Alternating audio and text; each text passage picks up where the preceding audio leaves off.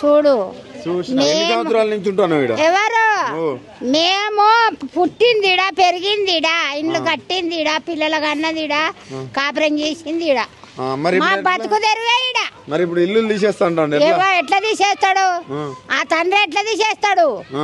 ఆ తండ్రికి దయ ఉంటే వేసిరు కదా ఆ ఇల్లు అన్ని తీసేస్తామని అవి చెప్పడానికి మీద అయిపోతున్నాయి.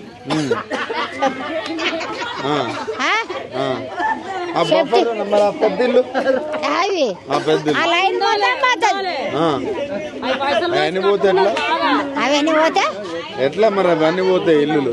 తండ్రి మొన్ననే ఇంటి కోసం గుండె వాళ్ళకి తను చచ్చిపోయా విన్నావా? ఇల్లు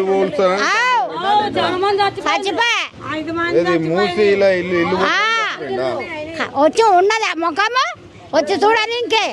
ఆయన మీ బాధలన్నీ తెలుసా? 20 సంవత్సరాల నుంచి చూస్తున్నాడు. తెలుసు బాధలు, కనీసం వచ్చి చూసిపోయినావా?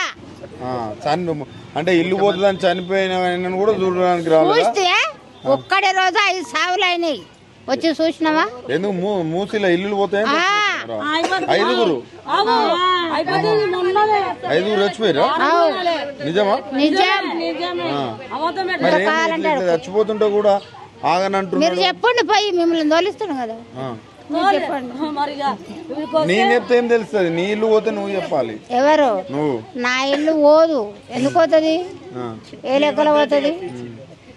నేను రూపాయి ఆటన కష్టం చేసి రూపాయి కూడా పెట్టుకొని విన్నావా? నువ్వు కట్టుకున్నావు ఓకే, నేను కాదంటే నీకు ఎక్కడ ఇందిరమ్మ ఇల్లు ఇస్తాడట? అక్కడ 1000 ఎకరాలు మాకొద్దు. ఎందుకు? హాస్పిటల్ కట్టిస్తాడట, మీ మనవరాళ్ళని ఇట్లా ఇంజనీర్లు చేస్తాడట. మాకొద్దు. ఎందుకు? ఇంజనీర్లు అవ్వడం ఇష్టం లేదా మీ మనవడు? వద్దు. మా బతుకులు మాకు ఉన్నాయి. మీ బతుకులు ఓకే.